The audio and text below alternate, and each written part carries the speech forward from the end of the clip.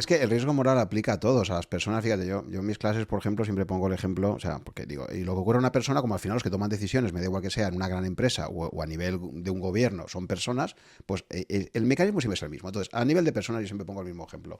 Un estudiante de Erasmus que se va a ir a estudiar a otra universidad, hablas con tu familia, oye, ¿me puedo ir? Sí, tengo una ayuda pública, no me cubre, y entonces tu familia te dice, oye, mira, te puedes ir, pero yo te voy a dar 500 euros al mes únicamente. Y a partir de 500 euros, búscate la vida. Si quieres más dinero, trabajas allí, lo que sea, y te pone un límite claro. Pero ¿qué ocurre?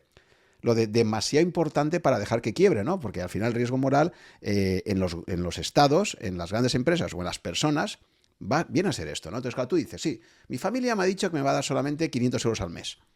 Pero claro, se supone que mi familia me quiere, ¿no? Entonces, claro, ¿qué pasaría si yo me quedo sin pasta, pero le llamo casi llorando a la familia diciéndole, oye, mira, que se me ha complicado la cosa, me ha pasado no sé qué y tal, y si no me aportáis más dinero, si no me hacéis otra transferencia, me voy a quedar en la calle, realmente, ¿no? Entonces, claro, intuitivamente, tú internamente, en tu yo interior más profundo dices, es que no me van a dejar en la calle, ¿no? Entonces, si tú al final te gastas ese dinero, habrá una llamada telefónica y al final tu familia te va a tener que rescatar, ¿no? Porque no dejas de ser su hijo, eres una persona valiosa para ellos, etcétera, ¿no?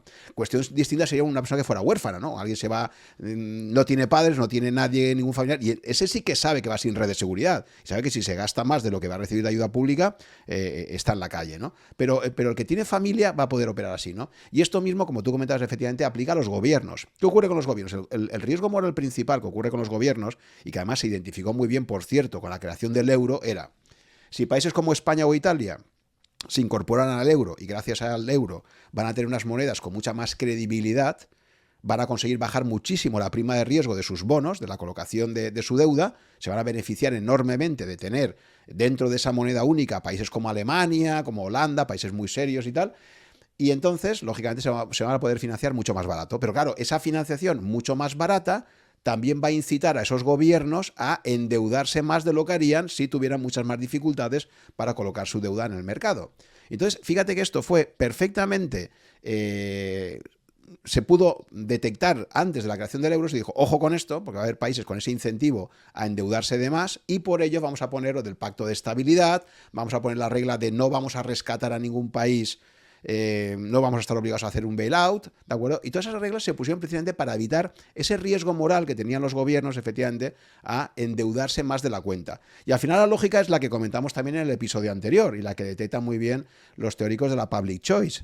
Y es esto de que, como tú has comentado antes, con el ejemplo que has puesto de Bill Clinton, al final los gobernantes viven situados en un ciclo político de 4 años, viven instalados en el corto plazo y dicen, oye, yo tomo decisiones que en el corto plazo me van a favorecer electoralmente, aunque a medio y largo plazo puedan estar creando grandes problemas para su país, ¿no? Y efectivamente el riesgo moral está ahí en decir, yo me siento asegurado en el caso del euro porque ahora tengo una moneda compartida con muchos más países y me beneficio de eso, me endeudo más y si luego las cosas van mal y esa deuda me acaba generando más problemas, seguro que al final me tendrán que rescatar. Igual que al estudiante de Erasmus, su familia le va a tener que acabar rescatando.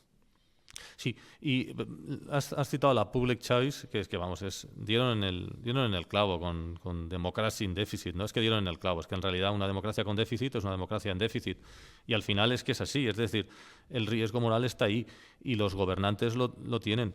Y en este caso concreto, yo por eso quería poner énfasis, dejar claro que realmente, cuidado, que no estoy culpando solo a Bill Clinton, quiero decir, porque al final al que le estalló la burbuja fue a Bush hijo, ¿de acuerdo? Pero también le estalló al final del mandato. Quiero decirte que si dura un poco más tampoco le hubiera pasado nada. Es decir, la normativa que Bill Clinton puso en marcha, que le benefició, Bush hijo la podía haber eliminado. Desde 2001, él estaba gobernando y podría haber hecho algo. Y sin embargo, pues no lo hizo. ¿Y por qué no lo hizo? Porque también le convenía. Es decir, es como lo que muchas veces sucede en España, ¿no? Se turnan un gobierno de centro-izquierda contra uno de centro-derecha y dicen que tal van a cambiar y luego al final no lo cambian. ¿Por qué no lo cambian? Pues porque les beneficia. Porque una vez que están en el poder dicen, pues si el sistema me beneficia, si esto es bueno para mí y el de antes lo ha hecho, pues vamos a seguir. Y vamos a seguir y si hay suerte, pues... Pero bueno, no hubo suerte y al final la burbuja estalló. Pero es muy importante porque ya te digo, hay todo un discurso en todas estas películas de crítica de Hollywood a la banca de inversión, a las barbaridades que hizo la banca de la inversión. Y bueno, a ver, es que lo que hizo la banca de inversión, todo esto de los tramos, de los CDOs. A ver, si no se hubieran. Si el regulador, si el que tiene que vigilar, el vigilante, hubiera hecho su trabajo bien, no habrían habido problemas. Aun con el mismo sistema de por tramos, de CDOs, que hay unos que cobran antes, otros que cobran menos. Todo el sistema, si de verdad no hubiera tenido su prime, no habría explotado y habría podido seguir funcionando sin ningún problema. Entonces, la verdadera causa estuvo en el riesgo moral del gobernante, que dice, venga, para adelante, si no pasa nada, si así yo consigo que mi mandato sea maravilloso y encima quedo para la posteridad como un gran presidente. Lo que venga después, pues ya se verá. Pero al final es que el riesgo moral es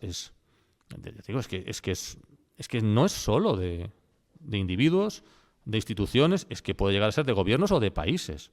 Por eso yo que sé, a veces ves cosas extrañas, ¿no? Como por ejemplo la victoria de Milei en Argentina, que ya veremos por dónde sale, diciéndole a la gente justo lo contrario, diciéndole lo que voy a hacer es recortar, cuando eso no se ha hecho nunca. Quiero decirte, luego ya veremos en qué acaba, que tengo mis dudas de que pueda funcionar. Pero independientemente de eso, da igual. El tema es que estás diciéndoles justo lo contrario, que es lo que nadie les dice. Todo el mundo viene a decirles eso y que salga todo bien y ya veremos lo que pasa. Y a ver si hay suerte y el siguiente se come los problemas que yo he generado. Que es lo que al final sucedió con Bush hijo, que se comió los problemas. Probablemente también gestionaron mal, porque habría que ver el papel de Paulson, de Hank Paulson, en la quiebra de Lehman. Si pudo hacer más, si pudo hacer menos. Si debieron haber salvado Lehman Brothers, si no habría tenido que hacerse lo que hizo después. Sí, no es que además lo interesante de esto efectivamente es que fíjate que en la quiebra de Lehman Brothers, al final, ese domingo 14 de septiembre del año 2008, en un momento determinado, cuando se rompen las negociaciones entre Lehman y Barclays, que parecía que era el banco que estaba más interesado en comprarle, hay un momento dado donde además la típica lucha de egos, el CEO de Lehman, pensando en términos de riesgo moral, de claro, ¿cómo van a dejar que quiebre Lehman? Es como decir que en España dejar que quiebre el Santander o CaixaBank, ¿no?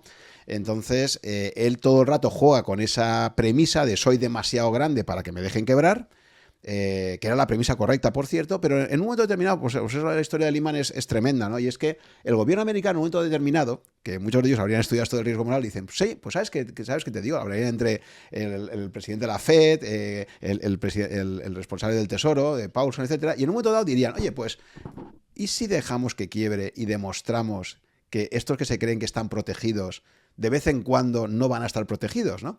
Y entonces toman esa decisión. Pero precisamente la resultante de esta historia tremenda es que a la conclusión que llegas es que efectivamente cuando una entidad es muy grande y tiene riesgo sistémico, no puedes dejar que quiebre. Pero claro, ¿qué ocurre al día siguiente? Cuando los mercados abren al día siguiente y se dan cuenta que una entidad tan importante como Lehman Brothers, el gobierno americano ha dejado que colapse, de repente todo el mercado dice, ostras, ¿quién me dice a mí quién va a ser el siguiente? Todas las contrapartes que tengo yo en todas mis operaciones, ¿quién me dice a mí que eso no se va a caer? Y entonces el mercado entra en pánico, se produce una desconfianza absoluta, el mercado interbancario se volatiliza, los bancos centrales tienen que salir al rescate porque ya son de los únicos de los que se fían, pues son los que tienen la máquina de imprimir billetes, y el mercado entra en una situación absolutamente de un marasmo que fue tremendo, ¿no? Entonces, claro, la moralina de esta historia es que efectivamente, cuando una entidad es demasiado grande, no puedes permitir que quiebre. Entonces, claro que va a tener siempre ese riesgo moral. Y entonces, había una frase que se hizo famosa en aquella época que decía, si un banco es demasiado grande para quebrar, probablemente es un banco que no debería existir, que es demasiado grande para existir, ¿de acuerdo? Y desgraciadamente lo que ha ocurrido desde entonces hasta ahora, si te fijas, lo que ha habido es una concentración bancaria. Mira, en España hemos pasado de ser más de 50 entidades financieras, se han quedado 8, ¿no? Más o menos, o sea, 8 o 10 máximo, ¿no? O sea,